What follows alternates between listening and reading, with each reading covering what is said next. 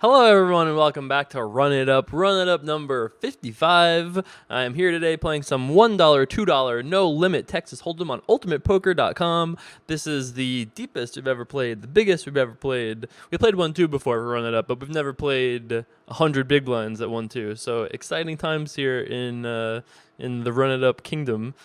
Looks like we've got a couple people that we recognize. Control Delete we've seen is a regular that plays a lot of tables. Actually was like the second player on the site to reach like the second highest VPP tier, something like that, or VIP tier, frequent player tier, whatever it is called.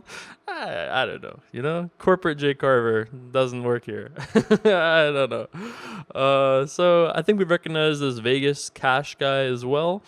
And I think that's it. Don't know these two players. But, yeah, I think that's about it. So if you haven't seen it yet, go check out yesterday's fan Q&A. I did a whole video of Dear J Carver reading question and answers. I thought that was kind of fun, a little something different. We're going to do stuff like that in the future to some degree. I think I like the general idea of it, but once every, 10 days or so, I think we'll do videos like that, where we just answer maybe one specific topic so that the Q&As are a little bit more sorted in case you want to ever go back later. It's going to be hard if they're all just grab bags. So I think if we do topics, that would make more sense. So that's going to be the plan going forward. But for now, we're just trying to run it up, Let's see if we can spin up our 200 here into more than that. So far, we've won $10.24. Love our hourly rate. So far, so good. So yeah, not much news since yesterday's video. I've just been doing the normal Vegas life that I've been living for, a normal crazy busy. That's not even been that busy, It's usually busy, but yeah, I don't think it's even been that busy in the last the last 24 hours. But I can't really remember what I did. Oh, I officially moved to Nevada. That's right. I did the whole license handover thing. There was a ceremony. I wore my New York patch, my I Heart New York patch, and somebody ripped it off me. So now I'm from Nevada. All right, sure, whatever. I like Nevada. I like living here more than I thought I would. It's nice. I like people are very, very much do what you please, nice, polite. It's not the worst. I don't hate it. It's nice. Every person I've interacted with here has been great. So yeah, officially Nevadan. Jack Deuce of Diamonds here on the button. Could have been our first playable hand. Could 3-bet Control-Alt-Delete, that's fine. But of all the people that we've seen, I don't really think that we make a lot of money 3-betting him. First of all, our hand is pretty bad, and we know he's pretty aggressive, and we know he knows who we are. And there's just really no reason to just be like, oh, I've got Jack Deuce, I'm coming after you. There's just no reason to do it at this point. And I don't think calling makes a lot of sense. Two players behind us that could re-raise that we don't know that well.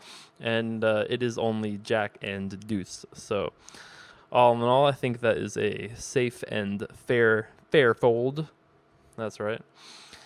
So yeah, I've been playing a bunch of I've actually had some time to play games, which has been nice. I played some Hearthstone. I have a desire. I'm going to make some video of non-poker thing. It will hopefully be in addition to and not in replacement of, because I know I'm afraid of the Team Run It Up's rioting if I just was like, hey everyone, no Run It Up today, but we're going to play this card game. That's instead.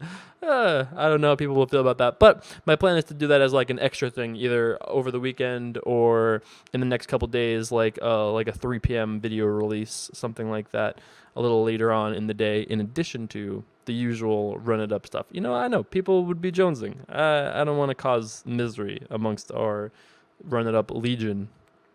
That's right. All right, so I decided to raise it up here with Queen and 10. We had one customer immediately behind us. Not loving it, but we're going to start with a bet. Certainly he folds better. Sometimes he calls it worse. All right, now that we've spiked the old tenor, I think we have a choice between betting and checking. Given that we don't know our opponent, I'm going to check call. The reason I'm check calling, even though if he has an ace, we're in very bad shape. If he doesn't have an ace, we're in fine shape. You know, he can call flop with all sorts of gut shots, pocket eights, pocket sixes. You know what I mean? There's plenty of hands that he could have that we are beating now. And if we're behind, we're obviously very behind. But I think I'm fine with check calling here, and then we check, and we might win. 'Tis possible. All right, not this time, but only cost us $10, and I think we win there. We win there often enough on the river that I'm all right with that.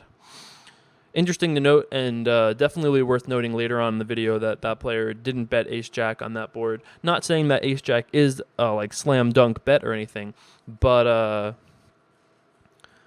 still worth noting that he didn't make a thin value bet there. Gonna raise it up here in the big blind. I'm a little concerned that this is some sort of like a bait by under the gun. Like if under the gun makes it like 44 here, I probably will just fold, just because, you know, he limps, and then, you know, he limped because this guy posted. So maybe he's hoping that we or someone else attacks so he could re-raise, you know. So if he had re-raised, I would have probably believed him. But all in all, I assume we're gonna win this pot way more often than not. I could have made it like 12, but I think 14 is fine. Let's not be silly. I would not have folded to Pygao Pro. I mean, if he posts and then checks and has better than ace queen, congratulations, you've done it. You've made it happen. But looks like we did in fact have the best hand. Queen and queen here in the small blind against under the gun open. We could flat here with hands like this. I think it's fine. I mean, I almost never do that kind of thing, but all right, let's do something weird that I'm gonna regret momentarily, I'm sure. So I usually re-raise in spots like this, especially because we've been kind of aggressive with re-raising. But when you re-raise, you kind of say like, hey, look, I have a really good hand. And then your opponent can play kind of correctly against you. Wow, I just choked all of a sudden. He put a voodoo spell on me. And in spots like this now, our hand is a little more deceptive, and we can just have any number of silly hands beyond that. But I'm going to start with just a call. We could definitely check raise, get it in, but given that we only have 7 buy-ins in our bankroll, we're going to play a little bit more conservatively here. Like, we could check raise, get it in, but we don't know our opponent. We're a little bit taking a shot to some degree. You don't just want to just be like, oh, we're getting it in here. Like, you know, without knowing our opponent, I think it's a little bit... we should be a little cautious of that. That being said, he did open under the gun, so he doesn't have too many hands that are like crushingly ahead of us. You know, he has sets and probably 7-9 suited, but he doesn't really have a ton beyond that. So we're not probably getting max value here, but at least we're going to give him the max chance. We're giving him maximum chances to bluff us off the spot, that's for sure. This will go check here some good percentage of the time, so maybe we should just bet ourselves something like this. Right, if he has a pair, he might still consider calling. If he ends up shoving, we have to just fold, which would be unfortunate. But I mean, you would really not expect him to shove here as a bluff too often. I wouldn't think against a random person. He might. It's possible you get bluffed here. It's always possible. But not knowing our opponent, I thought this would be a way to get him to call with worse hands than ours. All right. Well, could have been worse. I mean, we could have checked the river, and it probably would have went check, and against his exact hand, that would have been better. But I mean, I thought that there would be some chance that he would be able to call us with worse on the river. I mean, our hand looks so much weaker than it is before the river, and then on the river, our hand is like, it's like a question whether or not do we make a flush on the river, or do we make 2 pair? Like on the river, it's definitely a little bit thinner of a bet there, but I still thought it was okay. And you know, tough. It's impossible to evaluate the true value of that river of every action. It's impossible to evaluate the true value of it because we don't know our opponent very well. So we can't really come up with an evaluation of what we did, what was better, what was correct. You know, without knowing our opponent a little bit better. But given that we didn't know our opponent, I'm fine with how he played. I think it was a viable path to potential value. Just did not work out for us this time. This might have been a little on the loose side. Maybe I could have just sent this one over to the muck, but it's got to be close to all right. I feel like we just did this not that long ago. Going to start here with a bet. Let's see if we turn a king or a 7. It'll be exactly like the last time. 8 is an interesting card. So if we bet here twice, is there some chance he folds a hand that's better than ours? There's some chance, right? There's always a chance. I don't really want to check fold. I think I'm gonna bet. You know, we actually have the best hand sometimes against like flush draws. Once in a while, he'll fold hands that have like 4s and 6s in there. Every once in a while, he'll fold an ace by the river if we like. You know, river is a 7 and we just blast it again. So that's possible that he'll fold a way better hand than ours. And all in all, I think it was fine. So the only hand that's really brutalized us so far was that queen's hand, but I think it was close to fine. You know, I don't love it. I mean, he played his hand perfectly reasonably, and if we had played our hand straightforwardly, we would have just went broke, right? He opens to 6, we make it 20, 22, 21, whatever. He re-raises, we're all in, or he just calls and the flop is 9 high and we bet and he raises and then we're all in. So if we had played it normally, we would have lost an extra 100. So at least we managed to lose the least against his actual hand, which I suppose is always nice. Doesn't quite feel as good as winning the maximum, but losing the minimum, it's not even the minimum because we could have checked river, but you know, it's still nice. We lost a reasonably low amount. So we raised turn to the gun, control delete, decided to defend his big blind over there. I'm going to be starting here with a wager. All right. No action, no more action required. I surrender. All right, king and 9. Limp again under the gun here. So we saw this like an orbit ago, right? Something like that. So he ended up folding to our re-raise when we had ace queen, right? I think we just fold this. I mean, again, I'm a little concerned about this guy here. Maybe if you could tell me like for sure that this guy would be calling 100% of the time, that this could maybe be a call. But even then, you know, this guy's going to be limp calling with so many hands that dominate us, like king queen, king jack, king 10 are all very reasonable limps to have under the gun. And our hand doesn't do too good against those, as I'll point out. That's right. Pro tips. Write that one down. King 9 is not good against king 10. Yes, that's right. Breaking news over here at the Run It Up headquarters. Thanks, Jay Carver. Thank you, Jay Carver. You're the best. I don't like that voice in a positive way. The way that I've always used that voice in my day-to-day life, and yes, I use it quite often. The way that I always use that voice is aggressive, like, you know, fuck you, Jay Carver. You're not my dad. That's a much better way to use that voice than oh, look at this huge hand. You know, that's a re-raise for you right there. None of that control, delete, messing around nonsense. And then he's like, aces. Got him. Bullets. That's right. So yeah, here we are. King and 7. Last time we played King 7, we were in the cutoff. We will definitely be playing it on the button, just because the button is the most powerful spot in Hold'em. Yeah, king.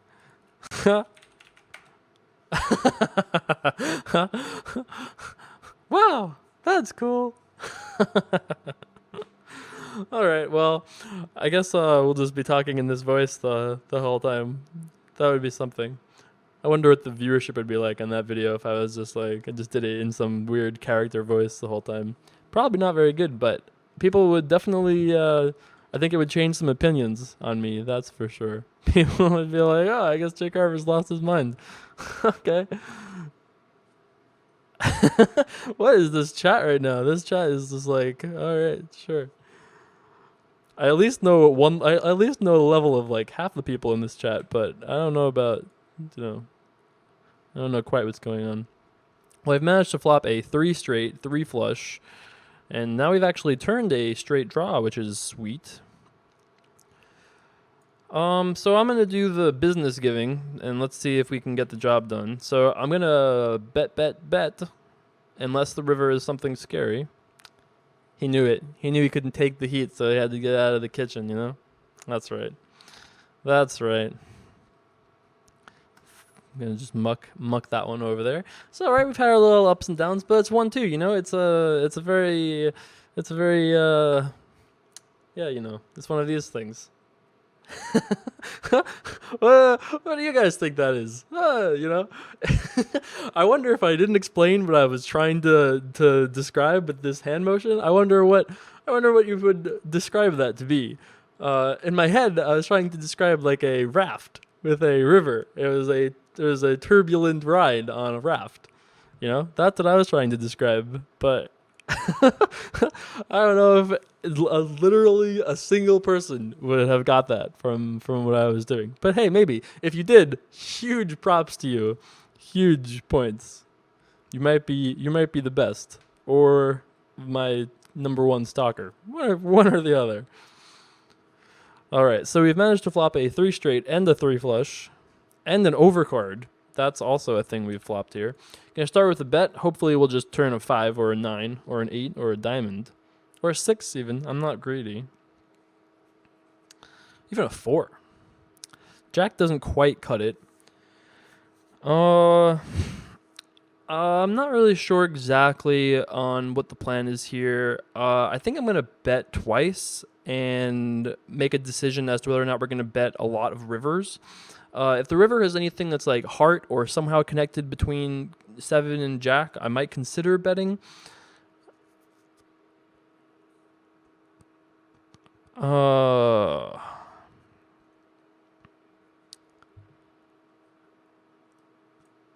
right. Man, I don't know. Like, I don't think he's particularly strong here, but I just give up. We did river a 4 flush and the 4th straight. Like if he has a hand like pocket 4s, pocket 5s, that's the hand I'm worried about. If he has like ace 3 suited, ace deuce of hearts, like those are the kinds of hands that I was hoping would fold if we bet the river. But yeah, it looks like that was probably not going to be successful. So I ended up I ended up aborting that plan, and I probably was. It seems like I was correct to not pull the trigger on that, given that he shoved. There's not too many hands that he can show up with there that want to bluff the river. If he has a hand that's like 7-6 or whatever the 7 no pair was, just if he has like a single 7, I think he just checks back on the river because what's the point of betting, especially for a shove? So yeah, I feel like we're not going to be successful with a bluff there. All right, we've managed to flop bottom pair amongst other assorted small draws. I think I'd prefer to check raise than do a whole like check call, check hope, check pray. Like I think I'd rather just check raise and just say I think I have the best hand right now. Looks like he agreed with my determination. Probably going to just fold Jack 4. Definitely against Control Alt Delete. I would definitely be folding. All right, against this guy. All right, I'll put $1 in the machine. Let's see if you'll let me see a flop here. We get information out of it, even if he ends up like raising and we lose this extra $1. I think we still gain enough information that it's probably worth it. I think I've got through twice now in the small blind. I've limp bet twice. Remember we had the 5-6 of spades the first time, and now with this one. All right, so it's conceivable through some miracle of science that we have the best hand on the turn here, but I think betting makes more sense because even if we do have the best hand, we might not. What do we want to do? Check call and then check call and just be like, we have your king 9 crushed. Like we don't even have it that crushed. So I think that's not the right play. I think it makes a lot more sense to just bet ourselves, and maybe he'll fold a better 4, maybe he'll fold a 5, maybe he'll fold a 6. All these things are possible. All these things and more are possible here on beautiful run it up number 55. Right? 55? It's hard to keep track, man. 55 run it ups. That's pretty crazy. Not even counting all the other videos that we've done, like assorted videos. That's a lot of videos we've put out, Props if you've watched like 80% of them, It's crazy. The most crazy thing about all the run it up information and analytics is that the average click on one of the run it up videos, like the average person that like hits play on a video, the average viewer watches 40 something percent. It was like 41% of the video, which is absurd for YouTube. Crazy, especially because my videos are like an hour long. So it's awesome, and I really appreciate it. I love the love. What more can you say? So I've managed to flop top pair, which is more than enough for me to be betting. All right. That was that. That was that. I think we just fold here with queen six suited. I mean, you know, I've never met a suited hand I didn't consider playing, but I think this one gets mucked. You know, if we had more chips, if we knew our opponents a little better, if we were in a better position, if our hand was a little stronger, any one of those things would have probably convinced me, but looks like right now that is not the case. So I'm on a bit of a weird sleep schedule. I had to stay up to go to the DMV to become an official Nevadan. I had to go to the DMV at 8 in the morning, so I stayed up all night, did that. Didn't feel like going to sleep after that, so I was up till like 2, woke up at a solid like 9 p.m., which is always great. Super poker player life. I might be retired from the poker grind, but apparently I still like the poker player crack of dusk, wake up sleep schedule. Can't take that away from me. I like it too much, but hopefully I'll get that fixed eventually, sooner or later. But in the meantime, when you guys watch this video tomorrow, I can actually post on Facebook. I can just, interact, post comments, respond. I'll be up for probably at least a couple hours by the time this video hits. So that's usually not the case. In fact, it's probably been the case like 3 times across the entire history of every YouTube video I've ever made. Morning video releases, what can you do? Definitely going to be defending here with the king and 7 of blue. Looks like we've managed to make it to pair status. Under the gun checking makes me feel confident. This guy betting makes me feel I don't know what, like we could have the best hand. He could have a whole variety of 7s and 5s and 6s and, pocket 6s, I mean. And all in all, I'm pretty happy with our check calling. However, I'm less happy about this ace because if he doesn't have us beat, he's going to bet this turn card, almost for sure, because he'll put a lot of pressure on us. If he does have us beat, he might check back, which is the scenario that looks like has transpired. So I'm going to bet? Maybe not. I think I'm going to check. I mean, all right, I should have bet. Bad Jay Carver. Bad Jay Carver. The reason I think I should have bet, and I initially regretted it, the decision on the river to whether or not you should bet or check is entirely dependent on 2 things, right? I'm gonna do some heavy duty poker learning. So if you're here for some poker learnings, let's talk about it. So on the river we have 2 decisions, right? 2 decisions: bet and check. That's right. 2 paths to value. If we are playing Bluffy McBluffster, we would like to check because that person will be bluffing and we can just check call and win, right? More often than we'll lose to better hands, right? If that player is bluffy, that's the best thing to do. In simple form, that's the truth, right? However, the fact that this guy checked back on the turn, which was such a good bluff card, if this guy was Bluffy McBluffster, he would probably have just bet the turn, but he didn't. So when he doesn't do that, I kind of assume that he has a hand that's like a 9, a 7, or a 5, or some other like parish type of thing. And if he has one of those, we beat more than half, right? We lose to ace 7 suited, pocket 8s, and 9s, but we beat all the 5s, pocket 6s, and most of the 7s. So that's a reason to bet, right? Because let's say that guy only can call. He has no ability to bluff or raise. Excuse me. He has no ability to bluff or raise on the river. Let's just pretend this guy is handcuffed and he can only call or fold. If that's the case, and our logic is correct, which it might not be against his opponent, we're making some assumptions here. But if our logic is correct and we think our opponent is unlikely to have a very good hand, he would have bet 2 pair or better. He would have bet, an ace, or and he would have bet complete air. We're assuming all of these things are at least probable. If that's the case, then we would probably make money betting. If we bet $50 and we've done our evaluation correctly and he has 5-6 suited, 5-4 suited, 7-6 suited, 7-8 suited, 9-8 suited, 9-10 suited, Jack 9 suited, Queen 9 suited, King 9 suited, stuff like that. We pocket sixes, pocket eights. There are more hands. I'm not trying to be comprehensive here, just giving like a general example. Against all that, I think we make money with a bet. And that was why I thought we should be betting. But at the time, I thought there was some chance that he might be able to bluff, sorry. So I decided to bet here for value and protection, but it looks like that this player just is not going to let us do that. Like, even if we have the best hand here with deuces, we really can't continue just because of the fact that, we could definitely be getting bluffed here, but our hand is just like so poor in this scenario that if we're behind, we're so behind, and if we're ahead, how'd you like that? So behind, I don't know what voice that was all of a sudden. I haven't broken that one before. That was a new one. I was trying to do a little, you know what I was trying to do there. Of course you do. But I ended up doing something else. All right.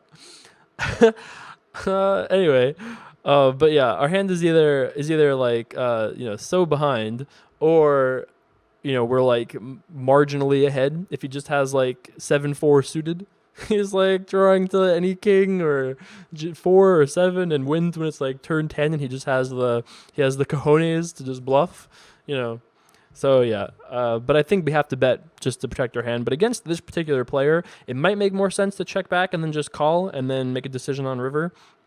That may be a more viable path to value against this player, or value / playing your hand correctly, not making mistakes is the phrase I was eventually looking for. This is one of those bizarre videos, which is like technically like one of the more early morning poker studious videos. However, it's being filmed at like 1 a.m, so it's a little bizarre video. The earlier in the day I shoot these videos, it's a very big difference between like the late night videos, which are much more just like play around, mess around, have fun, whatever. The morning videos are much more like poker class. I don't know what this is, but it's like a tie, I think, right? I guess that's what that was. So this one is like some sort of a weird hybrid where I'm in like a weird mood, but also poker studious mode. So this guy called preflop, bet out for some reason. I don't expect this player to check fold too often, but I also don't expect him to check raise too often either, because that's a little strange. Is it possible this guy has 5-6? Yeah, I guess it's possible. But we're getting a pretty good price, and I think we can actually win this hand sometimes unimproved. And maybe there's some other things that can happen there too. And now he checks. So the fact that he checks makes me feel like we probably were going to win this hand, that he was just like doing some sort of a weird bluff on the turn, just trying to get us to fold something. I'm going to bet bigger rather than smaller, just because... all right.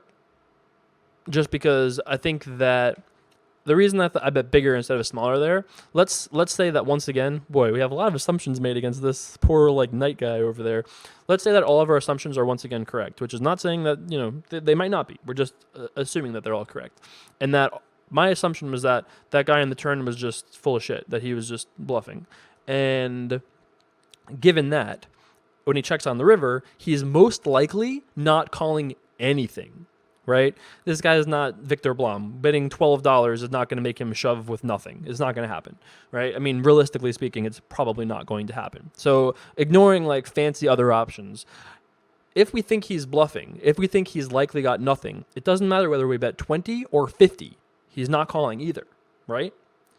This is the concept of elastic versus inelastic calling ranges. If you really want to go learn some poker concepts, that's what this concept is that it doesn't matter whether we bet $60 or $20, he's calling with the same amount of hands, only we make $40 more by betting $60 than betting $20. All right, boy, this is like poker school. This is serious shit. This took me so many years to understand these concepts. I'm just like, here you go, my run it up warriors. Take it out there, put people in cages. Don't tell them about their inelastic ranges. Just know it.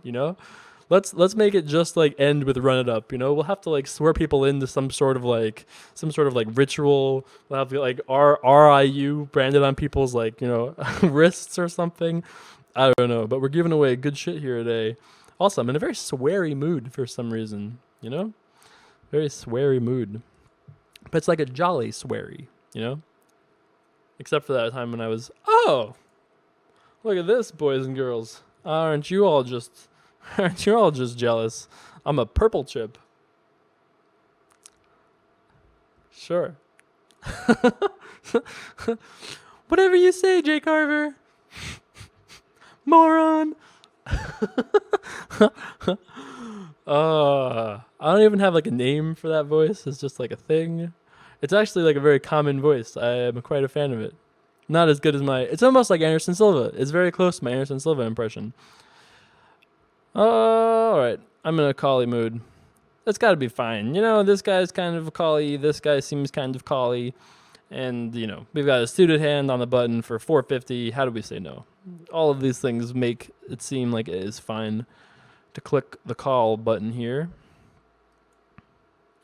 I love when people who watch this and don't like know I'll run it up, they watch hands like this and they're just like, Jay Carver, why are you messing around and calling with hands like this? You would never do that in a serious poker game.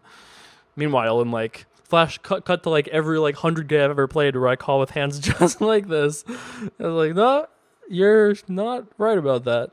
So we got owned here by this check raise, even though like this could be definitely light. This guy could just have like a 7 or nothing. I mean, a 7 wouldn't be light, obviously. But I don't really want to fight back. Maybe we could have fought back. If I had a hand that was a little bit better, I would have probably defended. Maybe I should have even defended that one, to be honest.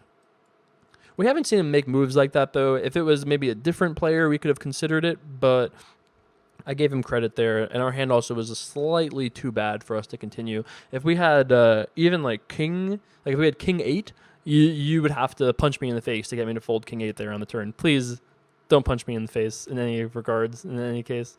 I still might not fold. It's only a maybe. But yeah, I wasn't planning on folding there. I wouldn't have folded there with a better hand. We're talking about, yeah, Anderson Silva voice. It's very similar. It's very similar to my making fun, my nerd rage voice. Is that one is? All right, I've just named it. My nerd rage voice. All right, sure, whatever. The Anderson Silva voice is a little different, and there's only certain lines. I can't do a wide variety of Anderson Silva lines, I can do the, no respect, chill, no respect, nothing. I can do that, which is okay. That wasn't my best attempt. That was like a 6.5, something like that. It's normal. It's normal. I can't, he's right there. The pressure is on, I should be maybe getting inspiration from it or something, good times. My sister actually painted that, by the way. If you haven't actually inspected what that is my sister actually painted that for me I probably paid her to do it. I don't think it was a gift or anything, but she painted that, and she also painted the poker game picture, which is the one behind me on this camera. That one, which you can't really super see. So yeah, there you go. Mini painting tour. Oh, and of course, lest we cannot forget the just ace-6 offsuit here going in the muck. It's a $7 raise. And then of course the old Randy Couture legendary painting over there as well. The we did it. It's the ultimate we did it. How can you not love that painting? I was there for that fight, as I'm sure all you true run-it-uppers. All right, I'm sure as all you guys who watch this a lot know, it was the first or the second UFC event I had ever been to in person, and it was an awesome night. Randy Couture versus Tim Sylvia in Columbus. He had to hit both of his outs. Congratulations. In Columbus, comes out of retirement, cracks Tim Sylvia with an overhand right. Tim Sylvia falls. Randy Couture dominates for the next 25 minutes. Yes, I had a bet on it on top of all of this. And at the end of the fight, Dana White walks up with the belt, straps it on. The guys, we did it, blah, blah, blah. And then Joe Rogan walks over with the mic, and, Randy Couture, it's unbelievable, amazing. You came out of retirement and did all this stuff, and it's wonderful and amazing and crazy and all this. And how did it feel? And he goes, I'll never forget it. Goosebumps. Never forget. He goes, not bad for an old man. Oh my God. How do you beat it? It's unbelievable. It's a great moment. Great moment in my life. One of my top moments of the year. That's for sure. All right. So back to this poker thing that we're doing here. I re-raised pre-flop with ace king, and my opponent called. At this point, there's no way in the universe that I'm check folding here to control alt delete. I think I'm gonna just check raise all in though, because maybe not. Maybe he has it too often here. No, he can bet fold here sometimes, I think. And we also avoid making mistakes on rivers. Like river is a queen. Do we check call? And also, he might be aware of our bankroll challenge. He is for sure, but he might put pressure on us in some spots on certain rivers, just knowing that we're kind of like tied to our bankroll. And I just don't want to make mistakes. And I think of all the opponents we've ever played and run it up, I think Control Delete is probably the most likely person to put us in the cage. And I'm the person that puts people in the cages. That's my job. So it's possible we had the best hand there. Obviously, it's actually probably very likely that we had the best hand there. But I think it makes sense for us to check raise all in on the turn. We avoid making mistakes on the river. We're not folding, right? We're never folding. So if we check call turn and the river is a 10, are we check calling all in? Because he can just shove, right? So I think it's the time to say, all right, do we probably have the best hand here right now? And I think the answer is probably yes. And if we check raise all in, is there also some additional chance of him folding a better hand than ours? And I think there is a chance. Anything is possible, Anything is possible. We're the sheriff, Oh my god. All right. All right. Never mind. I tried to take the badge from Tyrant and did not work out well for me. Ain't no thing. That's right. Still got it. It's being held by Tyrant over there, He's actually got a nice little setup here. I should put a picture on Instagram or something. He's got a nice little setup. He's got the bell. He's got the bell at his foot. He's got the sheriff badge in his hand. What more could you like? He's living in the catbird seat over there. That's right. How you like that little reference?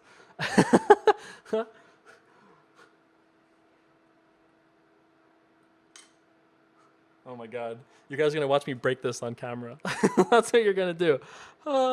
There you go. Now we did it. Look, it's a nice little bell. Look, he's broken out of look what this guy's done to be here. He broke out of a vat, Look at the glass all on the ground. It's crazy.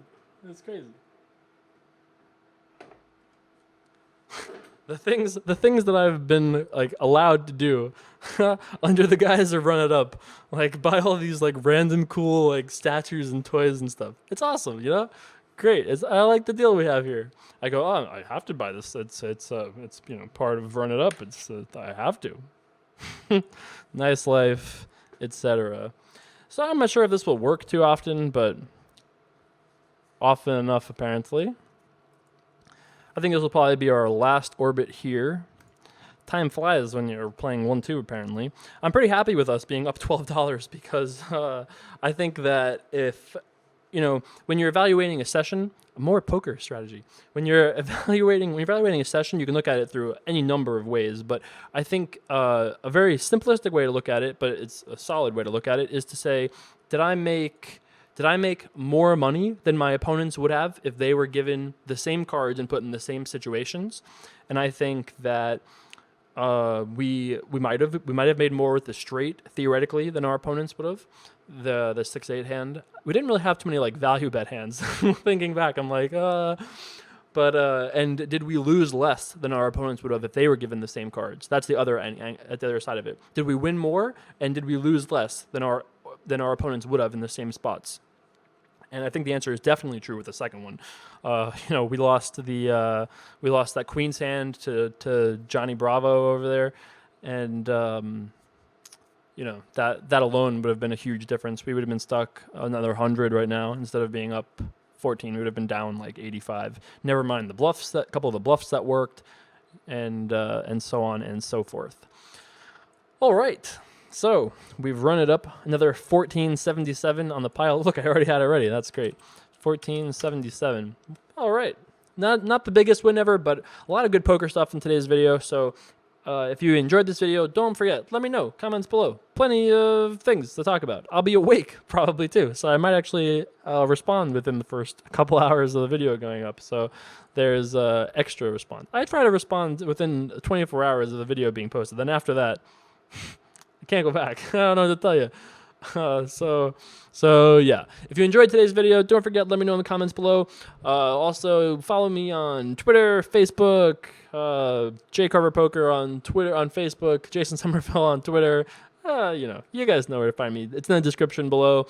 But I post all the videos there. We do some different kinds of discussions and things like that. So follow me wherever you would like your social media of choice. I'm there, providing. It's great, whatever. Anyway, thanks so much for watching as always. I will see you guys back for more Throwback Thursday, Final Table, Heartland Poker Tour, live commentary. If you haven't seen last week's, watch it. Tomorrow, part 2, coming soon. That's right, part 2. Peace.